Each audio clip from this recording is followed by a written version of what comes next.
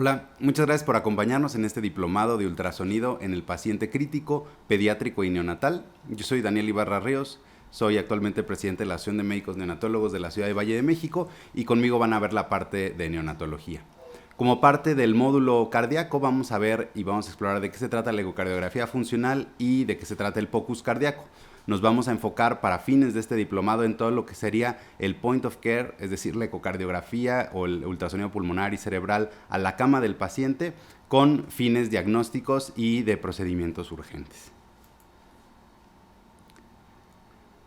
Como parte de su diplomado han visto ya algunas bases de ecocardiografía, entonces deben de haber visto ya la parte anatómica, deben de haber visto cuáles son los cortes y cuáles son las estructuras anatómicas que estamos explorando, pero bueno, el neonato tiene ciertas peculiaridades. Entonces, para empezar, la primera tarea les encargo, pueden ver dos programas, hay dos recursos a la mano que son muy importantes. El primero que existió es este del doctor Nick Evans, que él pues, puede ser el abuelo de la ecocardiografía funcional. Todo empezó con ellos en Australia y desarrolló junto con el profesor Irvan Malcolm este programa que se llama Practical Cardiac Ultrasound for the Neonatologist. Ahí ustedes pueden ver animaciones de dónde se pone el transductor, un corazón en tercera dimensión, cómo se ve el corte y cómo se traduce en la imagen en dos dimensiones. Y otro recurso muy importante del grupo del doctor McNamara, desarrollado por el doctor Afif y la doctora Regan Giesinger, en paz descanse, donde ustedes pueden ver en una aplicación en su teléfono o en la tableta, de la misma manera, dónde se pone el transductor, cómo se ve la imagen en dos dimensiones, cómo se ve la imagen en color y cuáles son algunas de las mediciones. Nosotros como neonatólogos muchas veces comenzamos a ver a nuestro paciente desde feto, y un ejemplo de médicos que han llevado el uso de la técnica ultrasonográfica a niveles de excelencia pues son los médicos materno-fetales. Entonces hoy en día es factible conocer al paciente desde que está dentro del útero y se pueden hacer diferentes mediciones hemodinámicas en las venas, en las arterias, en el corazón, para saber cuestiones de predicción y también cuestiones de cuál es el estado de bienestar, ¿no? Entonces aquí pueden ver diferentes cortes, todos estos son de mi hijo cuando estaba en el útero, y aquí pueden ver un corte del cordón umbilical con la gran vena umbilical que parece una sonrisa y las arterias, y todo esto pues lleva la sangre de la placenta al corazón. Entonces hay que recordar que lo que nos va a llevar sangre al corazón es la vena umbilical. Y van a haber dos importantes cortocircuitos que nos ayudan a que la sangre más oxigenada llegue lo más rápido posible a nivel del sistema nervioso central. Entonces, inicialmente la sangre se va a oxigenar pues en la placenta, ¿no? En los sinusoides intervellosos se va a oxigenar la sangre fetal. La sangre pobre en oxígeno viene por las arterias umbilicales, va a llegar al lecho placentario, en los sinusoides vellosos se va a oxigenar y a través de la vena umbilical va a regresar al corazón pues rica en oxígeno. Y una vez que viaje por la vena umbilical va a pasar por el ductus venoso. El ductus venoso es una estructura de 0.5 a 2 milímetros, es una estructura endotelial que responde a óxido nítrico y prostaglandinas, que básicamente lo que nos va a ayudar es a propulsar la sangre, porque esta sangre que viene de la vena umbilical también se puede mezclar con la circulación portal. Sin embargo, la sangre más oxigenada va a tener esta vía rápida a través del ductus venoso y va a llegar a la aurícula derecha. Y después, a través del foramen oval, de la comunicación que existe entre los dos atrios, va a tener un cortocircuito de derecha a izquierda.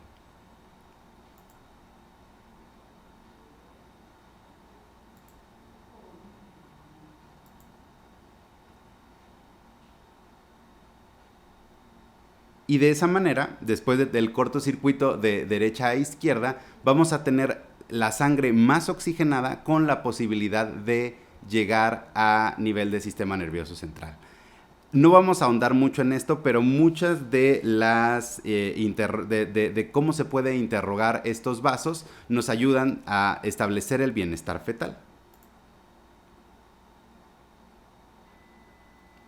Entonces aquí hay algunos ejemplos de trazos Doppler de la arteria umbilical, de la arteria cerebral media y del ductus venoso, y cómo muchos de estos los médicos materno-fetales los pueden interpretar. Seguramente en el diplomado han visto algo de Doppler y bueno, pueden ver cómo aquí tenemos un trazo donde tenemos una sístole y tenemos una diástole que está sobre la línea de base.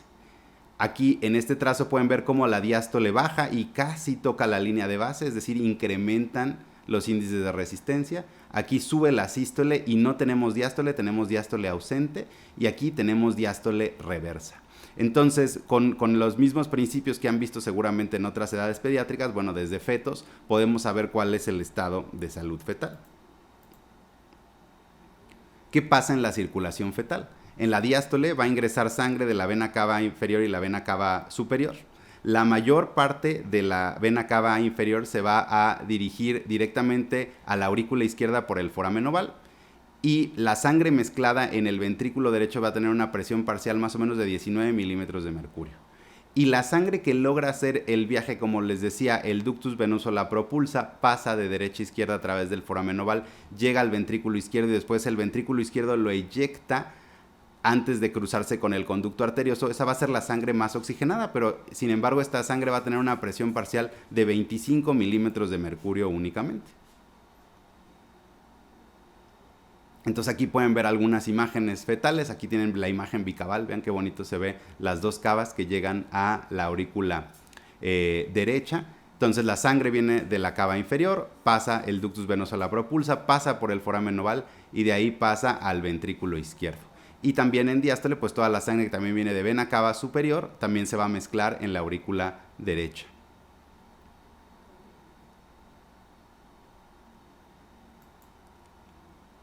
Y el cortocircuito a través del foramen oval es de derecha a izquierda.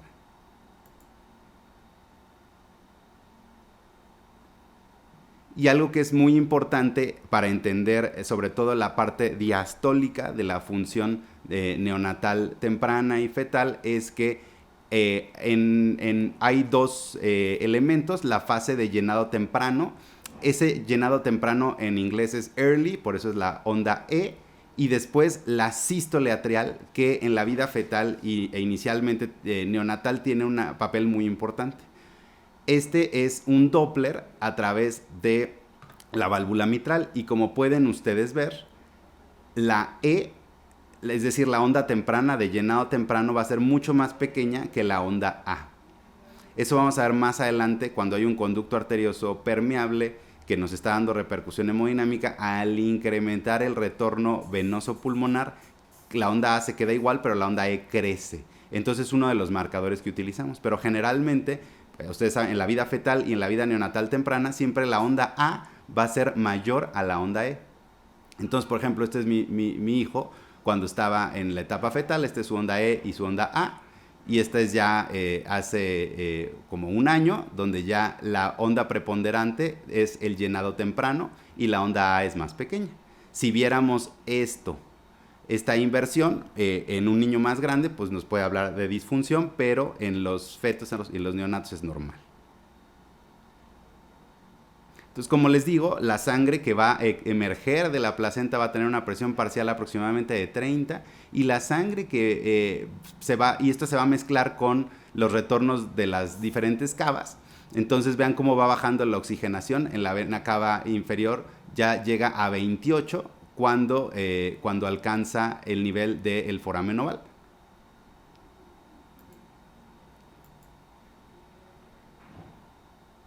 Y en sístole, la sangre del ventrículo izquierdo se va a eyectar a la aorta, y la sangre más oxigenada va a llegar al sistema nervioso central a través del callodo aórtico antes de que se mezcle con el conducto arterioso. Recuerden que el cortocircuito del conducto arterioso va a ser de derecha a izquierda.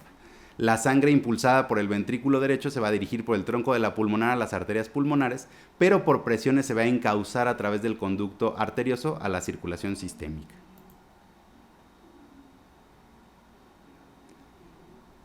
Entonces, como les digo, la sangre durante la sístole del lado derecho va a ir a las arterias pulmonares, pero por cuestiones también de presión se va a encauzar mucha de esta sangre a través del conducto arterioso, y el cortocircuito es de derecha a izquierda puro. Pueden ver aquí cómo es de derecha a izquierda y tiene diástole.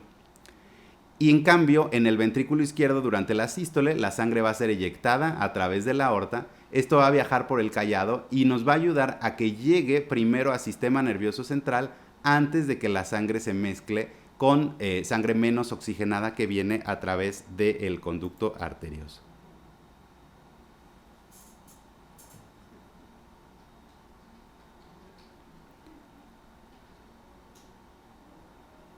Ahora, muy importante en cuanto a la fisiología fetal es que vamos a tener un porcentaje de proteínas no contráctiles mucho mayor, en un 60%. El retículo endoplásmico va a ser inmaduro con disminución de la habilidad de usar el calcio. Ahorita vamos a ver con más calma eso.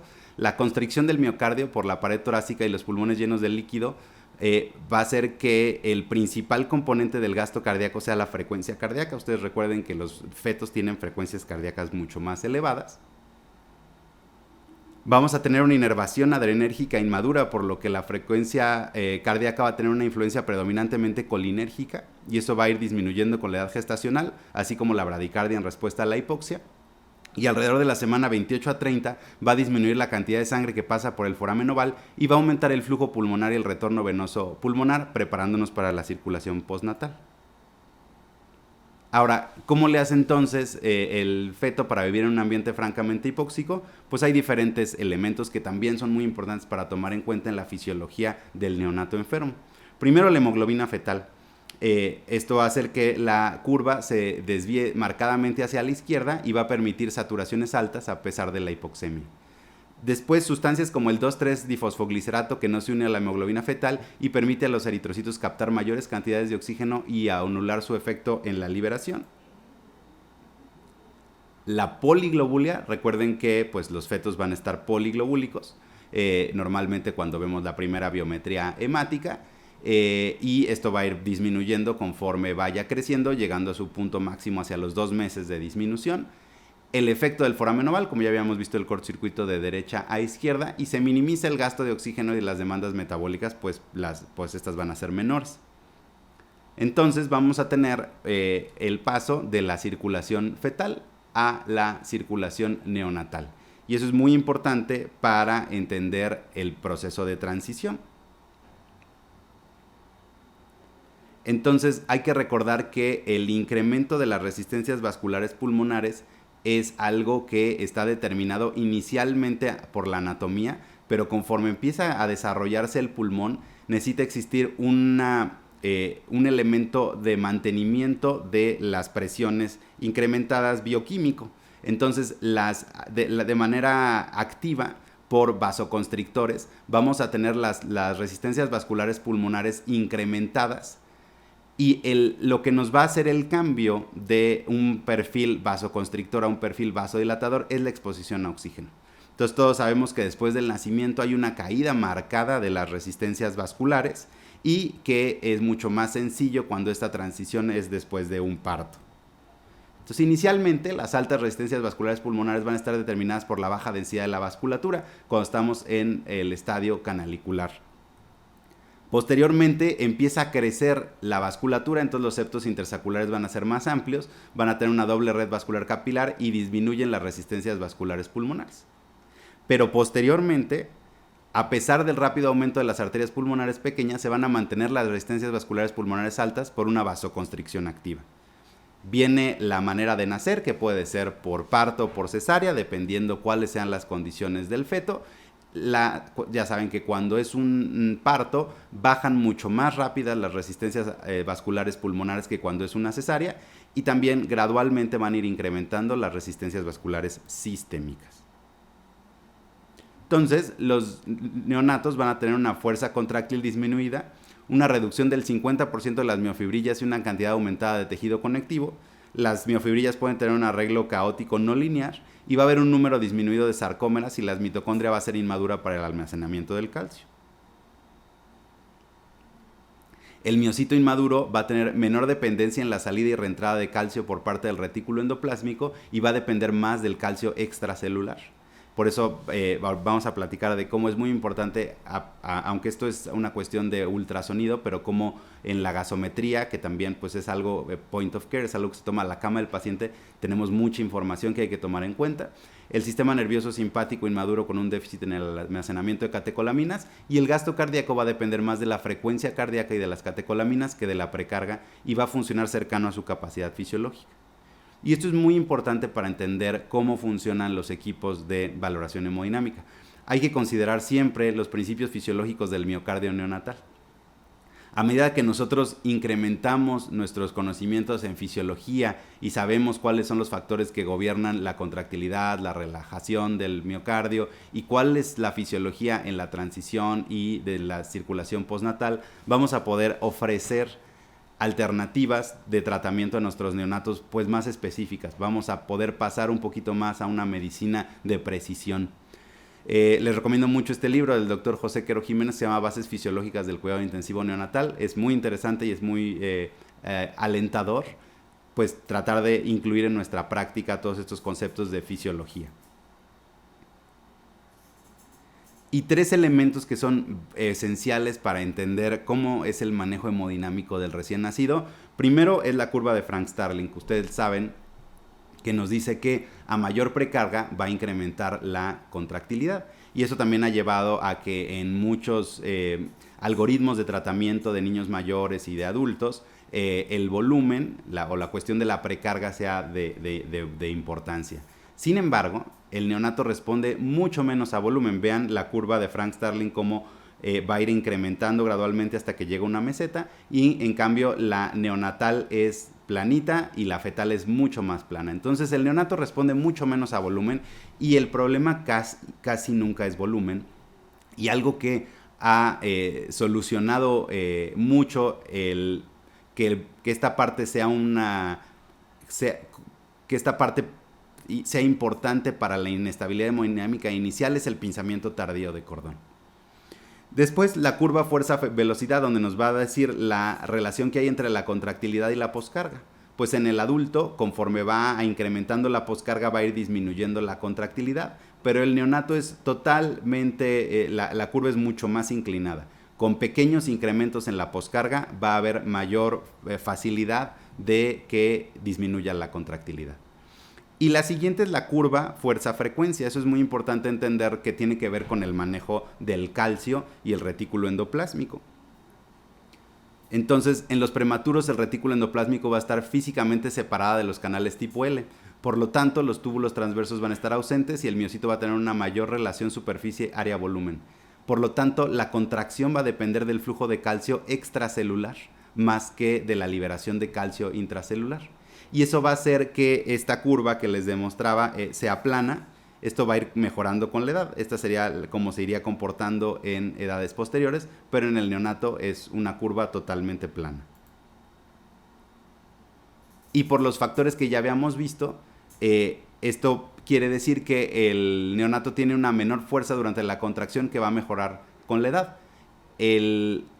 Muchos de los fármacos que utilizamos son cronotrópicos positivos, y a veces no entendemos que estamos llevando que el neonato de por sí funciona en sus niveles fisiológicos en cuanto a frecuencia cardíaca, y el estar sumando fármacos que son cronotrópicos positivos muchas veces puede ser la génesis de por qué no está mejorando nuestro neonato, ¿no? Entonces todo esto ya lo vimos: menor número de miofibrillas, organización simplificada, inmadurez del retículo endoplásmico, alteración en el manejo de niveles de calcio y menores niveles de troponina C y mayores niveles de troponina T.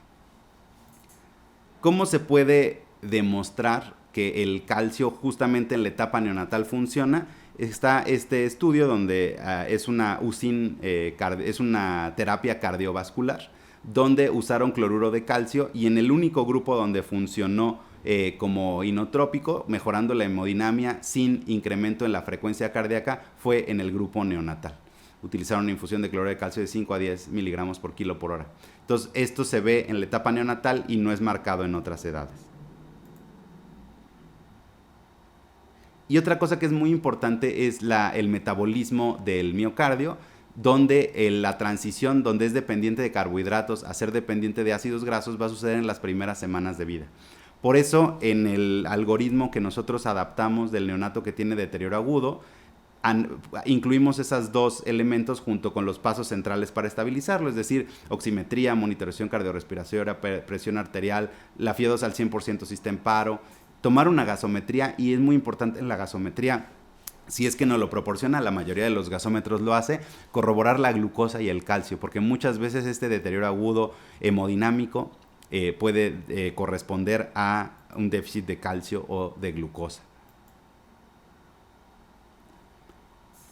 Entonces, nuestro objetivo como neonatólogos pues, es preservar la función cardiorrespiratoria. Por mucho tiempo nos especializamos muchísimo en pulmón y poco a poco fuimos generando herramientas para hacer medicina más precisa en la parte cardiovascular, y ahí es donde entra el uso del ultrasonido.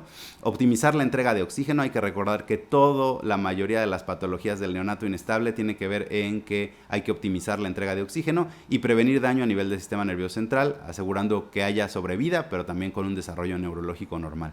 Sin embargo, sabemos que intervenciones dirigidas a mejorar un sistema pueden paradójicamente tener un efecto dañino en otro. Entonces, un poco la idea de cómo el ultrasonido o la ecocardiografía nos podía empezar a orientar en qué tenía nuestro paciente y en cómo lo podíamos ayudar, tuvo que ver con los algoritmos derivados de la campaña de Sobreviviendo a la Sepsis, donde en cierto punto, después de seguir un algoritmo, teníamos la posibilidad de una herramienta que nos daba una medición y con eso también podíamos categorizar al paciente. Entonces, no sé si se acuerdan de este algoritmo donde veíamos el famoso flujo de la vena cava superior. Yo la verdad es que cuando empecé con la inquietud de aprender ecocardiografía funcional, pues decía, bueno, vamos a poder medir el flujo de la cava superior y con eso vamos a poder categorizar a los pacientes y pues eso era una herramienta más. Y desgraciadamente cuando llegué a entrenar me dijeron que ya no era una medición que se utilizara mucho. Y aquí vamos a ahondar un poquito en el flujo de la vena cava superior. ¿Por qué es atractivo? Porque es la sangre que estaría regresando del sistema nervioso central al atrio derecho. Entonces estaría libre de la influencia de los cortocircuitos. Ahora, tiene varias complicaciones técnicas. Para empezar, cuando queremos ver el flujo a través de un vaso, pues usamos esta fórmula donde hacemos pi por radio al cuadrado, es decir, vemos el diámetro del tubo donde está pasando, lo dividimos entre dos, tenemos el radio. Hacemos pi por radio al cuadrado y sacamos el área. Después esa área la tenemos que multiplicar por la integral velocidad-tiempo, que es el área bajo la curva de cada latido, y eso lo multiplicamos por la frecuencia cardíaca. Entonces, aquí la precisión del flujo de la vena cava superior con la técnica original es muy limitada. ¿Por qué? Primero porque es una vena.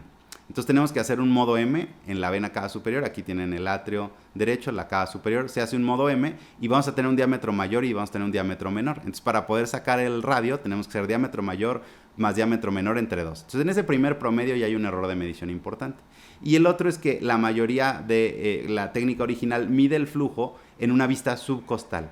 Y en una vista subcostal el gran problema es que vamos a apachurrar la panza del bebé, y a los bebés no les gusta mucho eso. Entonces, si se fijan, aquí hay un trazo de la cava superior y vean cómo un latido no es similar a los otros latidos. Entonces, este es diferente a este es diferente a este es diferente a este. Y eso hace que para poder tener un poquito de mayor precisión hay que promediar por lo menos 10 latidos.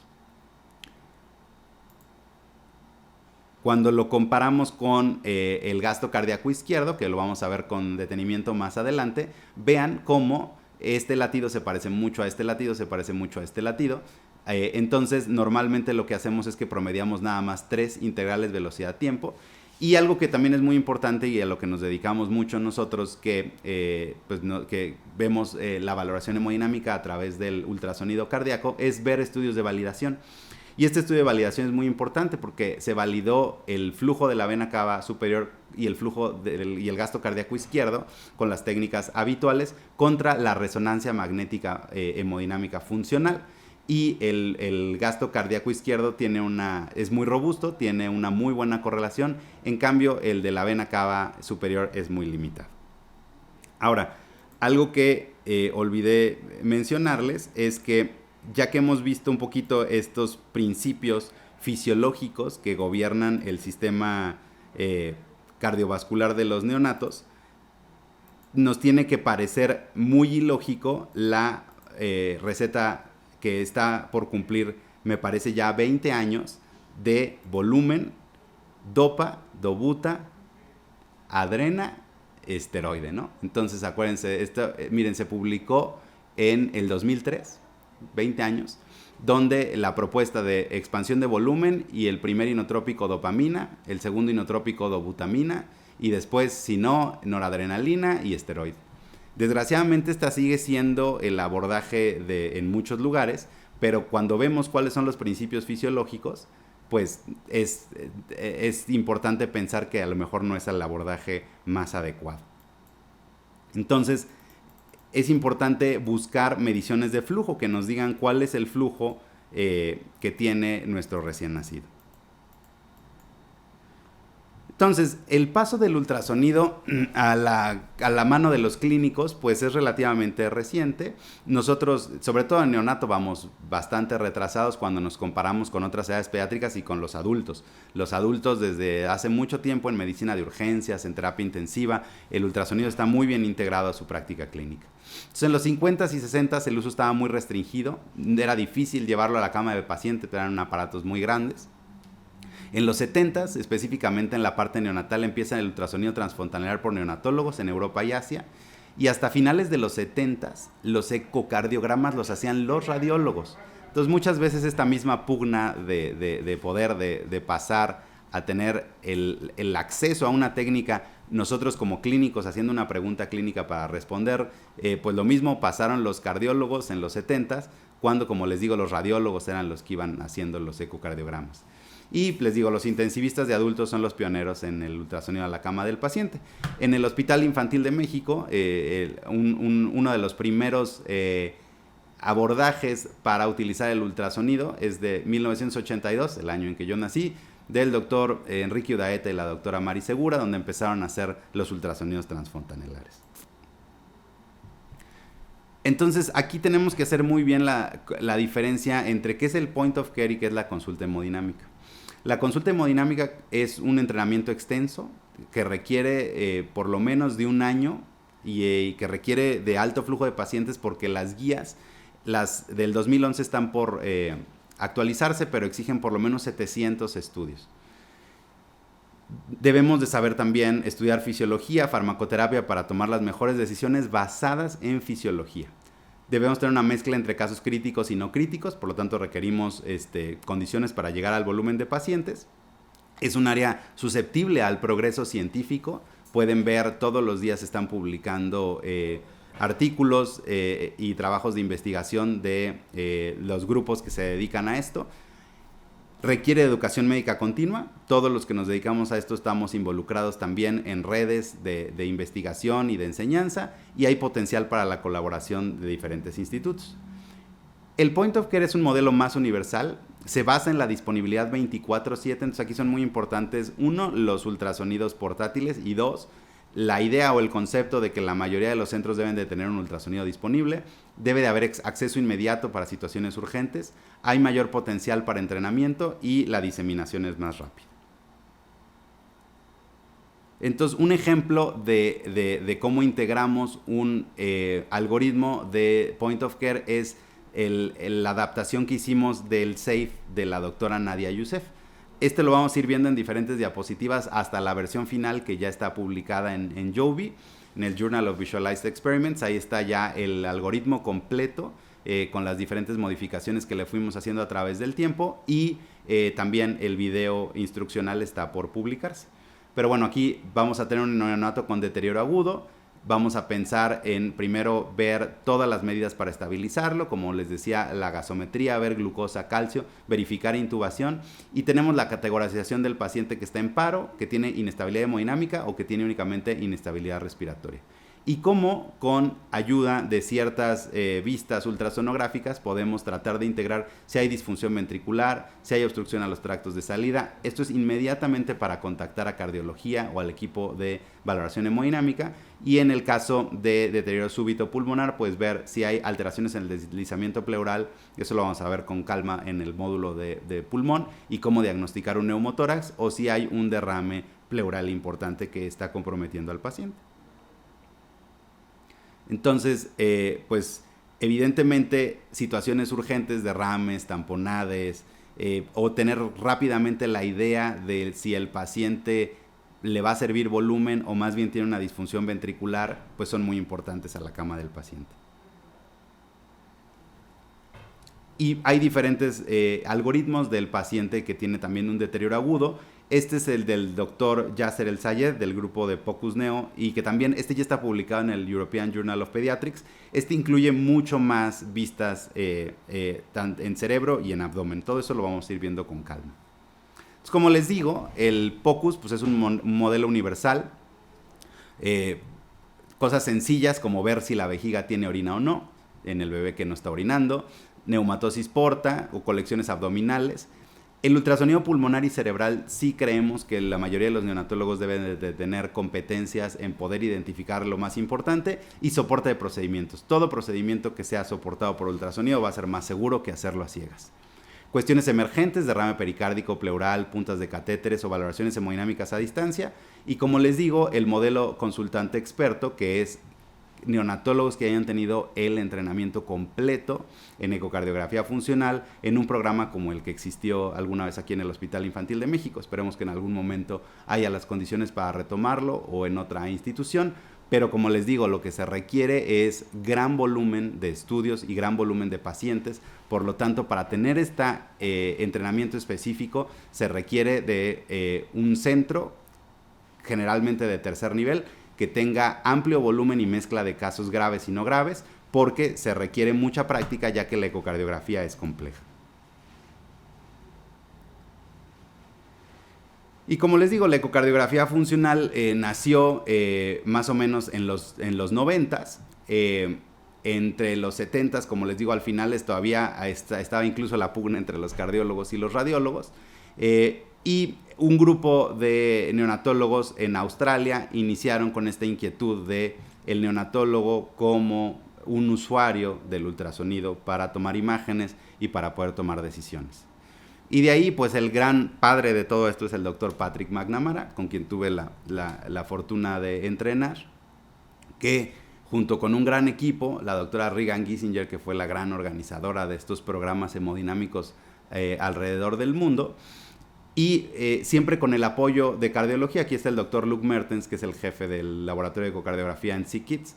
Entonces ellos fundaron el programa de ecocardiografía en el grupo de Toronto y de ahí se fue expandiendo. Hoy en día en Canadá, en la mayoría de las UCINes de tercer nivel, hay neonatólogos capacitados para hacer ecocardiografía funcional avanzada y también ya es una competencia avalada por el Royal College.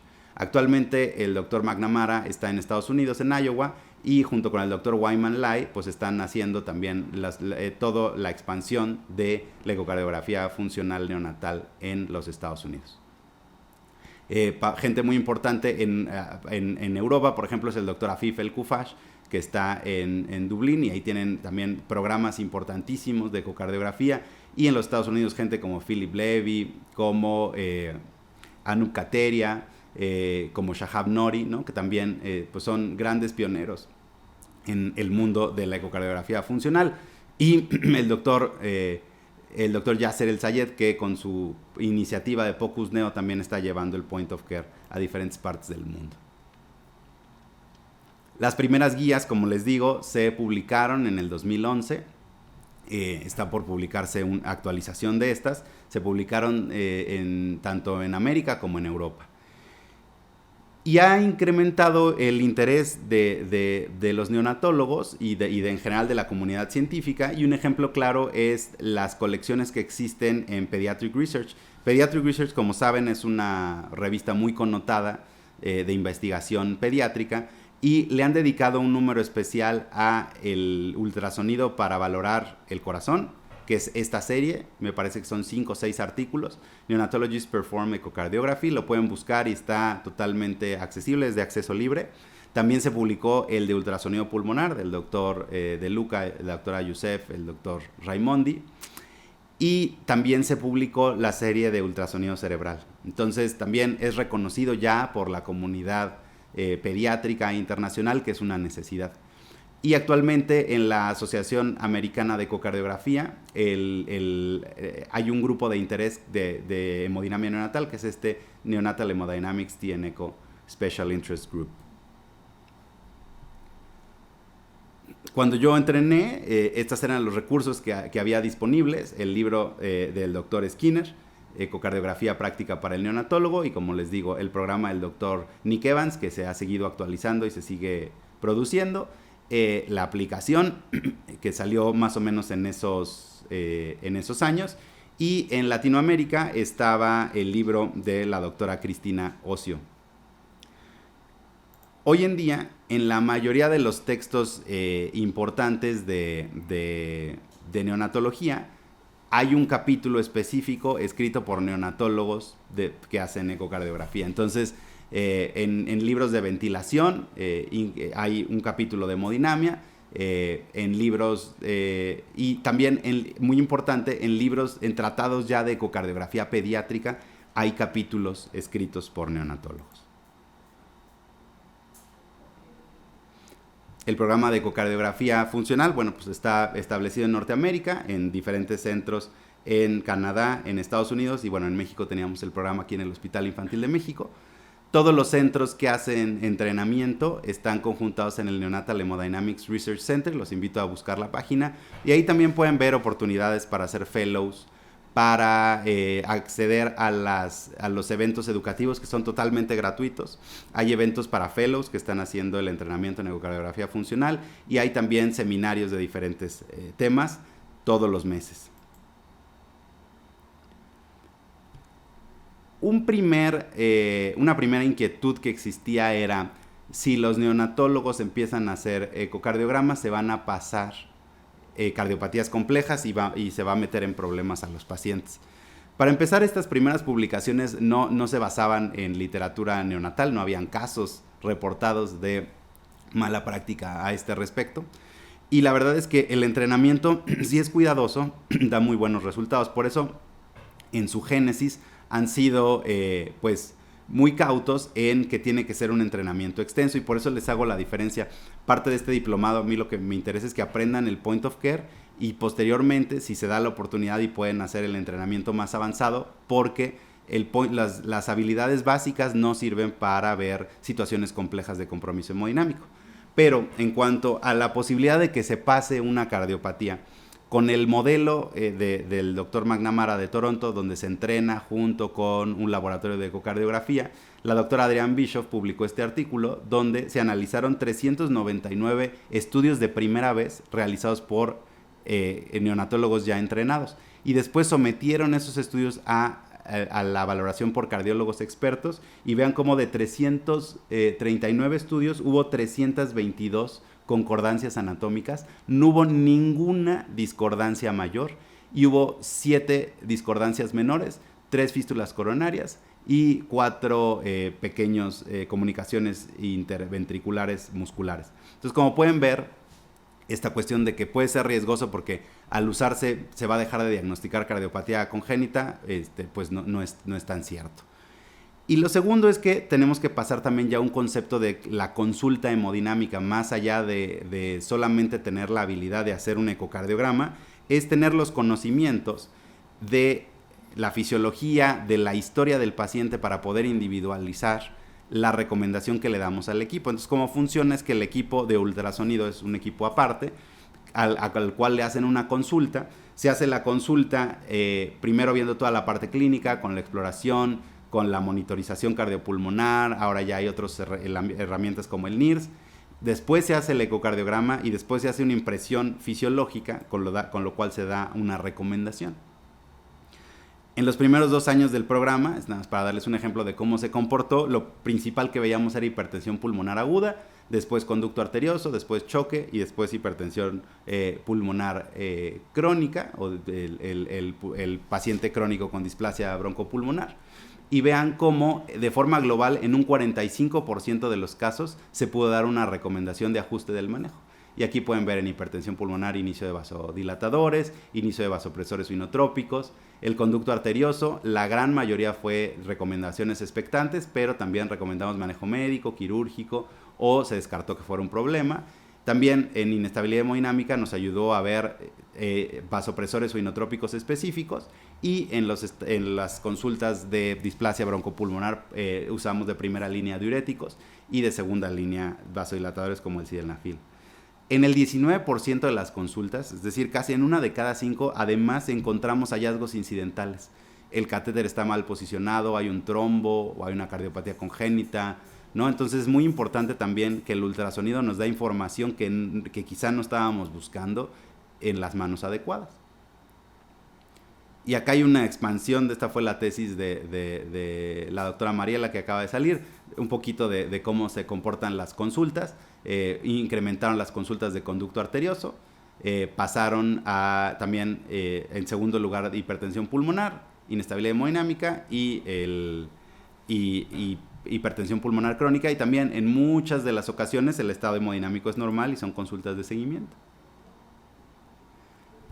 Agregamos otro tipo de ultrasonidos y por eso al final nos autollamamos también como un servicio de point of care, porque a todas las valoraciones a partir del 2018 hacíamos valoraciones de ultrasonido pulmonar y ultrasonido cerebral, y vean cómo hay un espectro muy amplio de patología en inestabilidades, en inestabilidad hemodinámica diversa. Entonces vean cómo conducto arterioso, pues sí, en la gran mayoría de las veces lo que esperaríamos era un patrón intersticial en el ultrasonido pulmonar, pero también teníamos neumonías, también había pacientes tempranos que tenían SDR que necesitaban surfactante, malformaciones pulmonares, etc.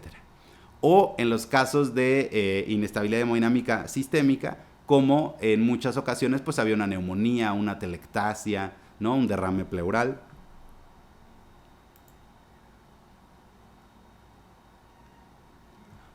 En hipertensión pulmonar, como ustedes saben, la gran mayoría de las veces es de causa parenquimatosa pulmonar. Entonces pueden ver desde diferentes grados de edema intersticial, atelectasias, neumotórax, neumonías, etc. Entonces vean cómo también agregar otros órganos y sistemas que son susceptibles a la exploración ultrasonográfica, pues nos ayuda a integrar mejor la fisiopatología de nuestro paciente.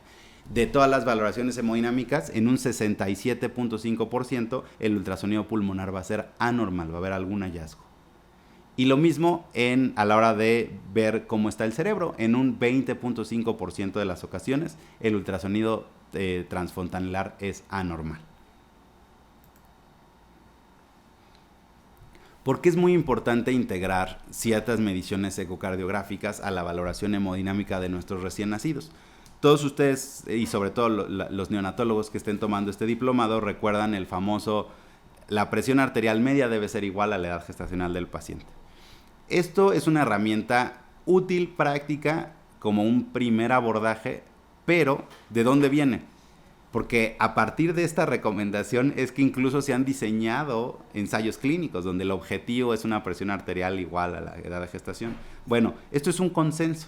Y es un consenso de 20 pediatras del Reino Unido, donde solamente había 2 neonatólogos, que se publicó en 1992. Y era un reporte para el desarrollo de guías y medidas de auditoría para la buena práctica en los neonatos que tienen SDR. Y ahí el grupo de trabajo pues llegó al consenso de que una presión arterial media equivalente a la edad gestacional es adecuado para considerar como un valor mínimo. Entonces, simplemente es interesante ver que de aquí viene algo que usamos como práctica y pues que no tiene mucho sustento. Cuando utilizamos la presión arterial media, hay que recordar que la presión arterial diastólica va a ser el mayor determinante, ya que la mayor parte del tiempo del ciclo cardíaco se pasa en diástole. Y lo que nosotros normalmente recomendamos es que cuando estamos abordando a un neonato que tiene inestabilidad hemodinámica, tenemos que ver no la presión arterial media, sino cómo se está comportando la presión arterial sistólica, cómo se está comportando la presión arterial diastólica, y con base en eso poder, y con el uso del ultrasonido también, ayudarnos a ver cuál es el estado fisiopatológico del paciente. Este artículo, que es fabuloso, de la doctora Giesinger, que como les repito, desafortunadamente hace unos días abandonó la Tierra, es muy importante para entender el abordaje moderno del paciente con inestabilidad hemodinámica. Entonces, lo primero es ver qué es lo que está alterado, la presión sistólica o la diastólica. Si la presión arterial alterada es la sistólica, está debajo del percentil 3, lo más seguro es que nos refleje una disminución del volumen latido.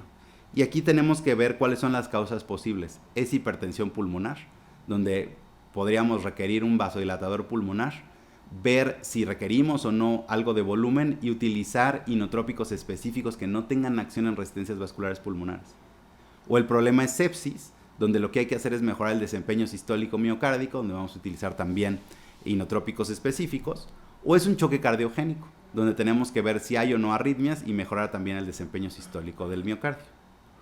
O al contrario, nos estamos enfrentando a un neonato que tiene una presión arterial diastólica debajo del percentil 3, donde lo más seguro es que estemos lidiando con un problema de disminución de resistencias vasculares sistémicas. Entonces, causas posibles: el neonato está hipovolémico, donde lo que tenemos que hacer es optimizar con volumen y utilizar fármacos específicos para incrementar las resistencias vasculares sistémicas. O estamos con un choque caliente, donde también vamos a requerir algo de volumen y incrementar las resistencias vasculares sistémicas. O es un conducto arterioso que nos está dando sintomatología. Vean cómo algo muy similar en cuanto al comportamiento fisiopatológico es un conducto arterioso significativo, pero también estadios iniciales del choque caliente. O al contrario, cuando estamos abordando a nuestro recién nacido, tiene tanto la presión arterial sistólica como la diastólica debajo de la percentil 3. Entonces aquí nos tenemos que preguntar, ¿fue una progresión de severidad tras un periodo inicial de presión arterial sistólica baja? Casos de hipertensión pulmonar o de choque cardiogénico. ¿O fue una progresión de la severidad tras un periodo inicial de presión arterial diastólica baja? Hipovolemia, choque caliente o conducto arterioso.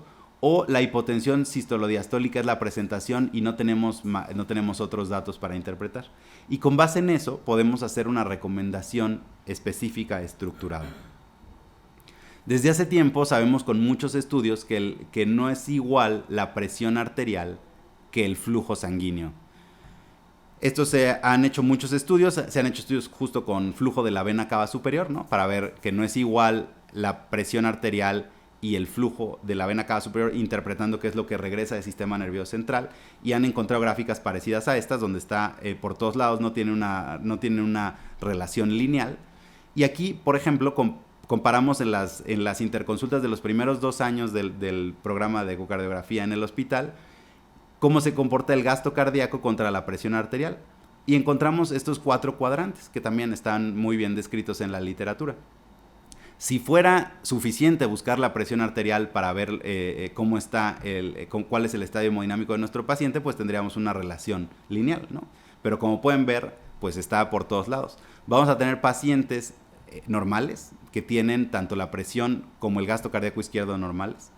Vamos a tener pacientes con choque compensado, donde van a tener un gasto cardíaco bajo, pero la presión arterial se mantiene. Choque descompensado, donde vamos a tener gasto bajo y presión baja. Y también vamos a tener todo el rubro de circulación hiperdinamica, que pueden ser pacientes que están sépticos, choque caliente o que están con un conducto arterioso. Entonces, por eso necesitamos más elementos para categorizar a nuestros pacientes. Y es muy importante esa parte, como les digo, está por cumplir ya 20 años este abordaje como de, digamos, receta de cocina, que como saben, pues en general el neonato tenemos que evitarlo, sabiendo cuáles son los principios fisiológicos. Entonces todos estamos de acuerdo que este es un bebé gravísimo, pero ¿qué tiene? ¿No? Aquí tenemos la monitorización, bradicárdico, hipotenso. Entonces, aquí es donde la ecocardiografía nos da mucha luz para encontrar fenotipos específicos. Como les digo, tratar a todos iguales sabemos que no funciona. Tratar de categorizar a cada uno de estos pacientes en diferentes fenotipos. Y justamente el objetivo de los que nos dedicamos a la valoración hemodinámica a través del ultrasonido es identificar estos fenotipos hemodinámicos, buscar si hay biomarcadores que nos ayuden y con base en eso ver qué intervenciones estamos haciendo y cuáles nos llevan a mejores desenlaces. Hay que recordar que en los ensayos clínicos controlados, para hacer medicina basada en evidencias, para que un ensayo clínico controlado sea exitoso, necesitamos que la población basal sea igual, o sea, que el estado basal sea el mismo para hacer una intervención y ver los desenlaces, una intervención contra un placebo. Desgraciadamente, y con toda la variabilidad que hay en la inestabilidad hemodinámica neonatal, va a ser muy difícil que ustedes encuentren un ensayo clínico que les responda a la pregunta específica de su paciente. Por eso yo creo que por mucho tiempo vamos a seguir tratando a los pacientes con base en fisiología. Más adelante, con todo lo que se viene en cuanto a inteligencia artificial y a la integración de bases de datos, podemos encontrar algo más preciso, pero mientras, el chiste es encontrar cuál es el estado fisiológico y dar manejo basado en fisiopatología. Diferentes herramientas para valorar el estado hemodinámico de nuestro paciente. Ecocardiografía es la más importante.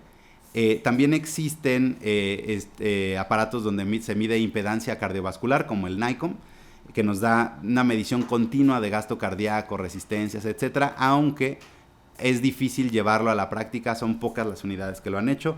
O la resonancia magnética funcional, también hemodinámica, que nos puede dar ya datos más precisos, pero también es muy poco factible.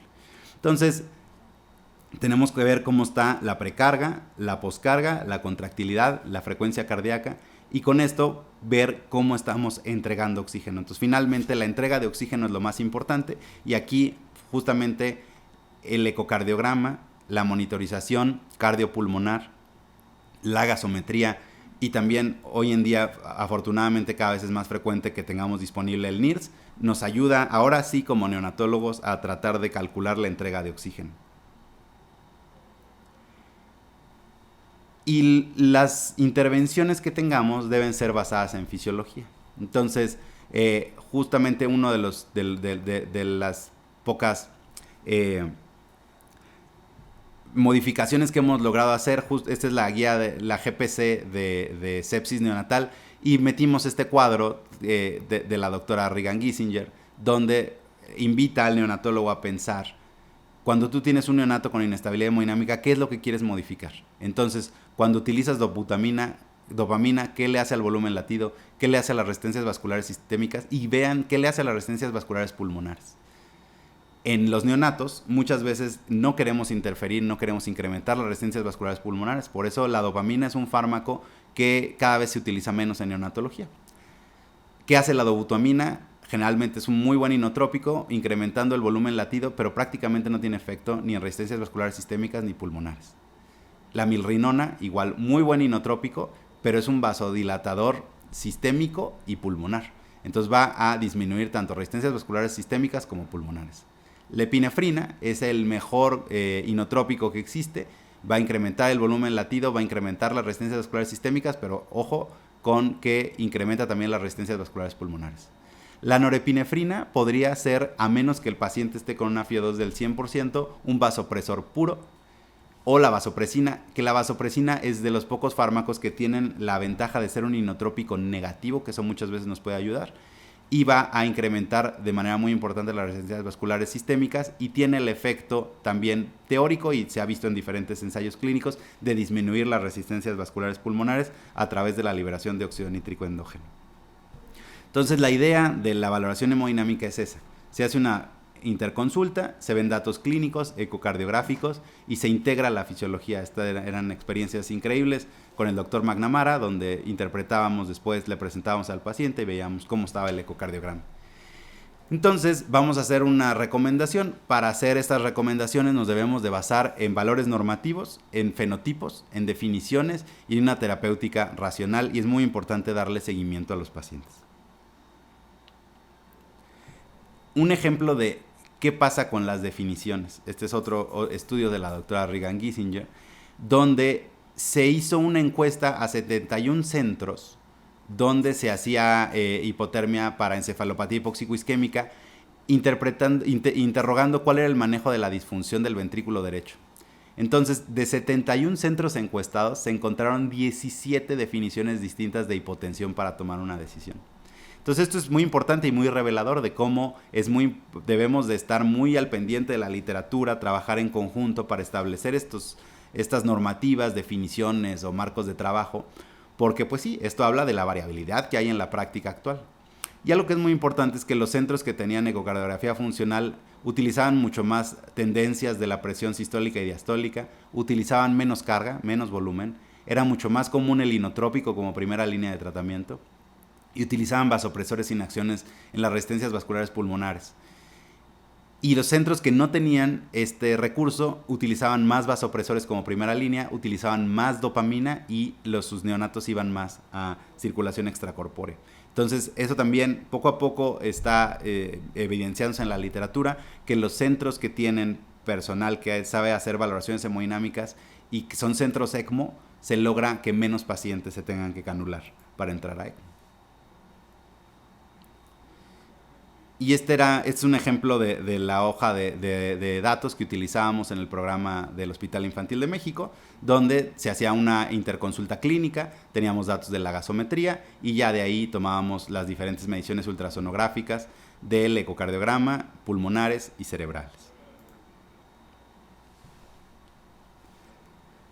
El protocolo de adquisición de imágenes del ecocardiograma sería, como lo hacemos normalmente, como les decía, a los bebés les choca que les aprieten la panza. Entonces, al contrario de los cardiólogos que empiezan con el situs, también importante recalcar que muchos de estos programas se deben de basar en que los cardiólogos hacen la primera valoración y se descarta cardiopatía congénita. Entonces empezamos con el apical, 4 y 5 cámaras. Después hacemos una modificación del ventrículo derecho que se llama ventrículo derecho 3 cámaras. El eje largo para esternal, el eje corto para esternal, el supraesternal y al final hacemos el subcostal. Y ya de ahí, para ver otros órganos y sistemas con ultrasonido, nos podemos bajar al abdomen y después podemos ver cerebro y pulmón. Y normalmente toda estructura que estemos interrogando lo vemos en 2D. Si es factible para hacer alguna medición de distancias, hacemos modo M o de fracción de eyección. Vemos Doppler color, después Doppler pulsado. Si la velocidad es alta, utilizamos el Doppler continuo. Y si tenemos el recurso, hacemos Doppler tisular. Recuerden la diferencia entre el Doppler pulsado y el Doppler continuo. La gran mayoría de las mediciones que queremos hacer es con Doppler pulsado, donde vamos a poner una región de interés, un volumen muestra generalmente de 2 milímetros, y nos va a medir la velocidad de todos los eritrocitos que estén pasando a través de estos 2 milímetros. El mismo cristal del transductor va a transmitir y después va a recibir, pero vamos a estar limitados por la velocidad. Si las velocidades son altas, necesitamos utilizar el Doppler continuo. Y en el Doppler continuo van a ser 2 cristales, uno que transmite y otro que recibe. No tiene límite superior en la detección de la velocidad, aunque la localización va ambigua, va a detectar todo lo que esté en el espectro del rayo. Y recuerden que todas las curvas Doppler lo que vamos a estar viendo va a ser velocidad contra tiempo.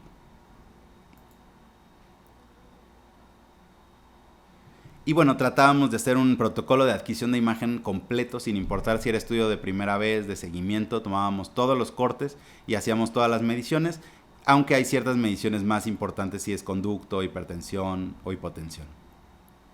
Entonces vamos a ver poco a poco cuáles son las diferentes mediciones o las valoraciones funcionales que podemos hacer en el ecocardiograma funcional y cuáles son las aplicaciones específicas del point of care.